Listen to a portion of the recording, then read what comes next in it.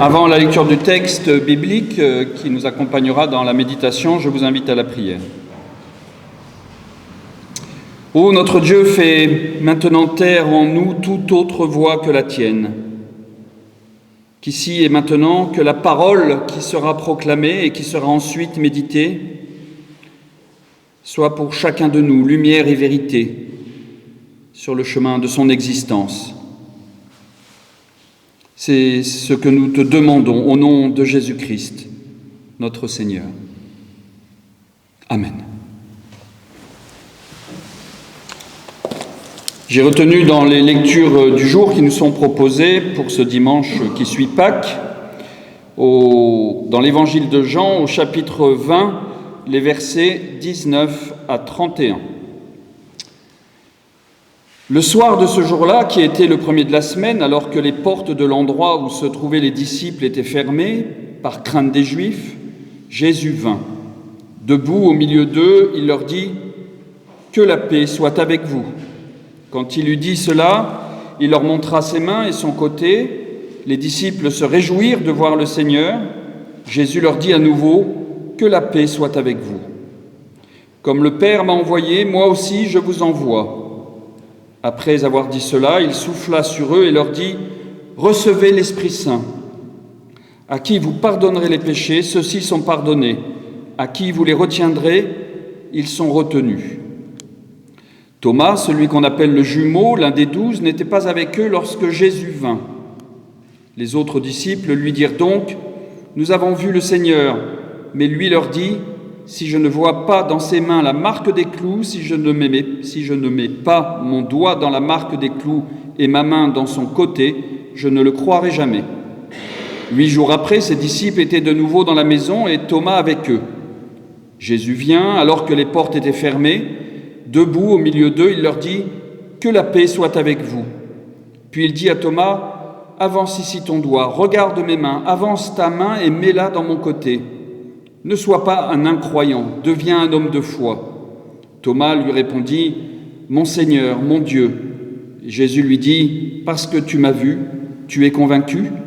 Heureux ceux qui croient sans avoir vu. » Jésus a encore produit devant ses disciples beaucoup d'autres signes qui ne sont pas écrits dans ce livre, mais ceux-ci sont écrits pour que vous croyiez que Jésus est le Christ, le Fils de Dieu, et que par cette foi, vous ayez la vie en son nom. Éternel, fais-moi vivre selon ta parole. Amen.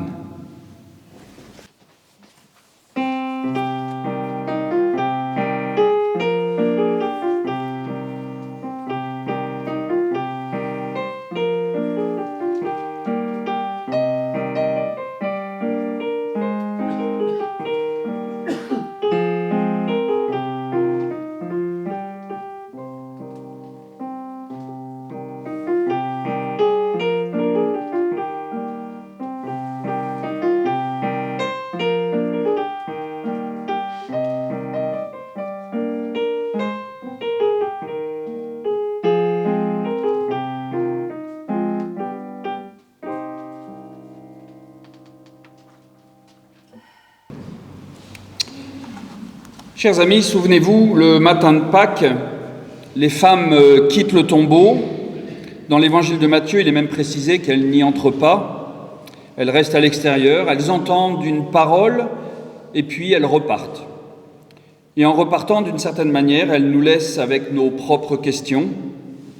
Car face à ce tombeau vide, les réactions ne sont pas les mêmes pour tous. Certains y trouvent une raison de croire davantage, d'autres restent perplexes, comme suspendus, sans savoir quoi penser, et d'autres encore peuvent ressentir une forme d'inquiétude. Parce que ce récit de la résurrection ne va pas de soi. Il ne s'impose pas comme une évidence. Ce matin de Pâques, il fallait faire confiance à ce que disent les anges, croire une parole sans pouvoir la vérifier. Les femmes ont entendu que Jésus n'était plus là et elles ont accepté de faire confiance, de s'appuyer sur cette parole. Mais croire sans preuve, faire confiance sans voir, ce n'est pas simple. Cela ne l'était déjà pas à l'époque de Jésus et cela l'est peut-être encore moins aujourd'hui, dans un monde où nous sommes habitués à comprendre, à expliquer, à vérifier, dans un monde marqué par la science, par l'image et par l'information immédiate. La résurrection, d'une certaine manière, résiste à nos façons de penser. Elle ne laisse pas facilement s'enfermer dans une explication. Elle ouvre une question et elle nous met en chemin pour chercher ce qu'elle signifie. D'ailleurs, les évangiles ne s'arrêtent pas à ce tombeau vide, comme si cette absence était trop difficile à porter. Tous, d'une manière ou d'une autre, poursuivent le récit en évoquant des rencontres, des apparitions, des témoignages de la présence du ressuscité. Et même si l'on sait aujourd'hui, grâce aux travaux de la recherche, que certains de ces récits ont été rédigés plus tardivement, cela ne les rend pas moins crédibles. Au contraire, cela montre combien la résurrection a profondément bouleversé ceux qui l'ont reçue. La résurrection a créé une brèche dans leur certitude. Elle a déplacé leur manière de comprendre la vie, le monde, les événements, et chacun des évangélistes, à sa manière, a essayé de dire quelque chose de cette expérience, parce que la résurrection n'a jamais été un événement anodin. Dès les premiers temps, les disciples, puis les premières communautés chrétiennes, se sont interrogés sur ce qu'elle signifiait, et nous continuons, nous aussi, 2000 ans après, à nous poser cette question, car elle est au cœur de notre foi. Le texte que nous avons entendu ce matin s'inscrit dans cette recherche. Il ne cherche pas à expliquer la résurrection d'une façon historique, mais il nous montre comment le ressuscité vient rejoindre ses disciples dans leur vie concrète, dans leur vie de tous les jours. Il nous parle d'une présence inattendue dans une pièce fermée. Il nous montre aussi les réactions des disciples entre surprise et doute avec la figure de Thomas. Mais surtout, ce texte nous donne à voir de quelle manière le ressuscité entre dans l'existence de chacun d'eux, de ceux qui l'ont connu.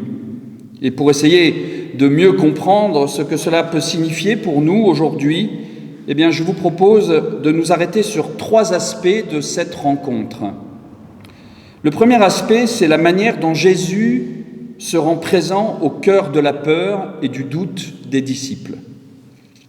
Le second aspect, c'est ce souffle qu'il leur offre, qu'il leur donne et qui les remet en mouvement.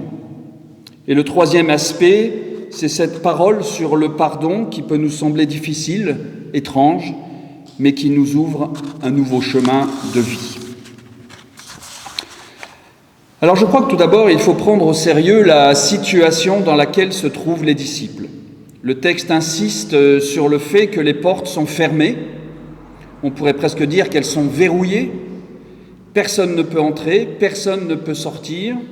Mais au fond, ce qui est le plus marquant, ce n'est pas seulement cette fermeture matérielle, c'est l'état intérieur des disciples.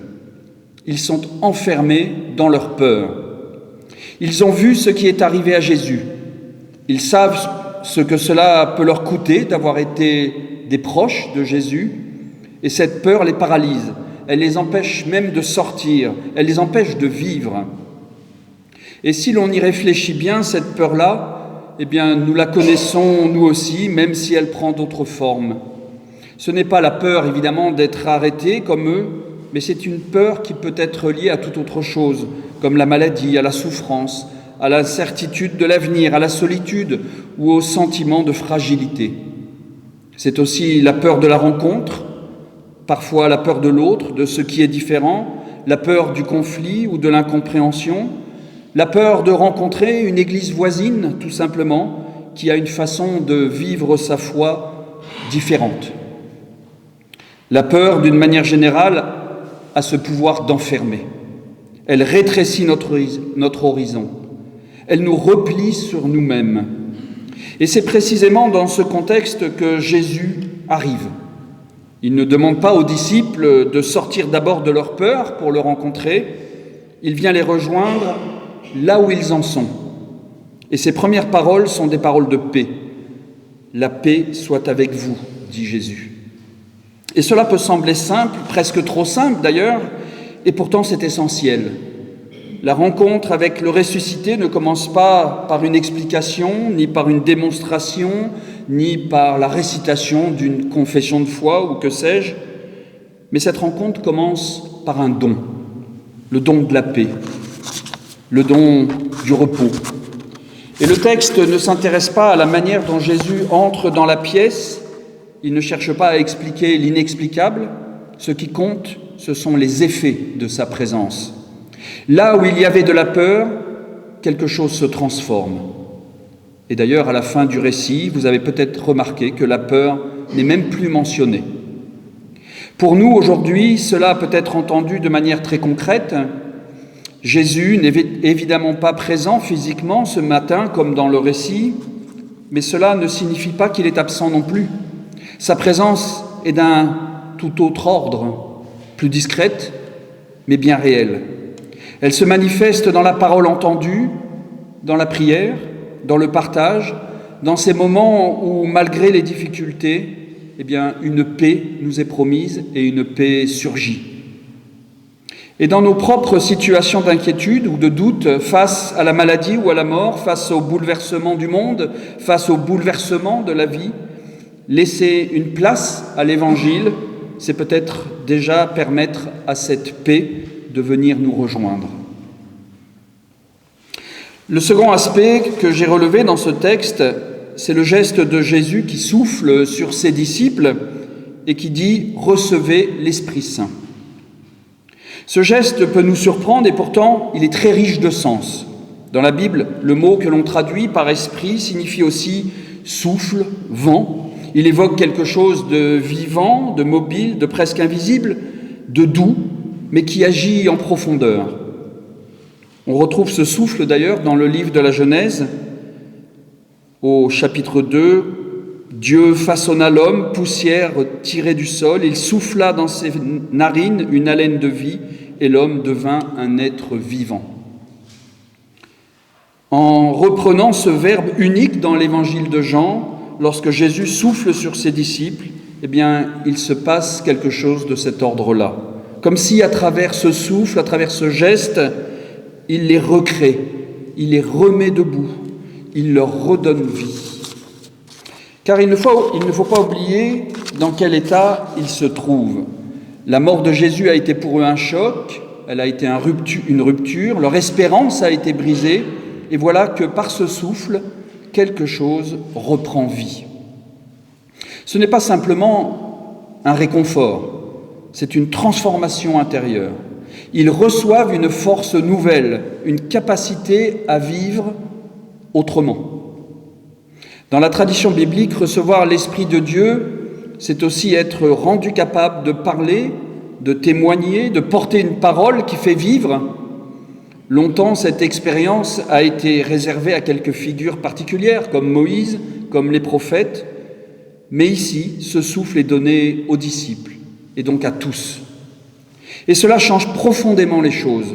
Cela signifie que chacun peut recevoir ce souffle, chacun peut être habité par cette présence qui relève et qui remet en mouvement. Pour nous, aujourd'hui, cela peut se traduire de manière très simple. Ce souffle, ce n'est pas quelque chose d'extraordinaire au sens spectaculaire, c'est ce qui nous aide, parfois de façon très humble, à continuer et à ne pas nous laisser enfermer dans le découragement, à garder une ouverture, à faire un pas vers l'autre, à discerner ce qui est juste et ce qui est bon. Même dans nos fragilités, même lorsque les forces diminuent, ce souffle peut être là comme une présence qui nous soutient. Enfin, le troisième aspect de ce texte qui a attiré mon attention concerne le pardon. La parole de Jésus peut sembler déroutante et je vous la redonne. À qui vous pardonnerez les péchés, ils seront pardonnés, et à qui vous les retiendrez, ils sont retenus. On pourrait y voir ici une forme de pouvoir donné à certaines personnes, ce qui poserait question, notamment dans une perspective protestante attachée à la grâce offerte à tous gratuitement. Alors, plutôt que de lire ce verset comme un pouvoir à exercer, on peut l'entendre plutôt comme une manière de dire que pardonner, ce n'est pas se mettre au-dessus de l'autre, ce n'est pas juger, mais c'est ouvrir un espace où la parole peut circuler, où ce qui est lourd peut être déposé en la partageant. Dans les évangiles, Jésus passe beaucoup de temps, vous le savez bien, à rencontrer des personnes, à les écouter, à leur permettre d'exister autrement que sous le regard du jugement ou d'une étiquette qui leur a été plaquée. Il crée des espaces où quelque chose peut se dire, où une vie peut se remettre en route. Dans notre monde, ces espaces sont précieux et parfois rares. Pouvoir parler sans être jugé, pouvoir dire ses inquiétudes, pouvoir dire ses regrets, ses erreurs, eh bien c'est déjà un chemin de libération. Et dans ce sens, pardonner veut dire accompagner. C'est porter avec l'autre ce qui est difficile à porter tout seul. Et c'est les remettre ensemble dans les mains de Dieu. Car le péché, dans le langage biblique, ce n'est pas une faute morale. C'est ce qui nous coupe de la relation avec Dieu et avec les autres. C'est ce qui nous enferme en nous-mêmes, dans nos peurs, dans nos blessures, dans nos replis. Et le pardon, c'est ce qui vient rouvrir cette relation. C'est ce qui libère. Non pas en effaçant tout, mais en permettant de ne plus le porter seul. Dans ce récit, le ressuscité ne donne pas d'explication sur la résurrection. Il vient tout simplement rejoindre des hommes tels qu'ils sont, dans leur peur, dans leur fragilité et dans leurs questions. Le ressuscité leur donne à ce moment-là la paix, il leur donne aussi du souffle, il leur ouvre un chemin de pardon, et peut-être que pour nous, aujourd'hui, la résurrection se laisse approcher de cette façon-là. Non pas comme une idée à comprendre, mais comme une présence qui rejoint, qui relève et qui nous ouvre à un avenir nouveau. Alors, même dans la fragilité, même dans la maladie, même dans les difficultés de relations au sein d'une église ou entre églises, même dans les moments de doute, quelque chose de cette vie peut encore circuler. Et c'est peut-être cela, au fond, la bonne nouvelle de Pâques. Amen.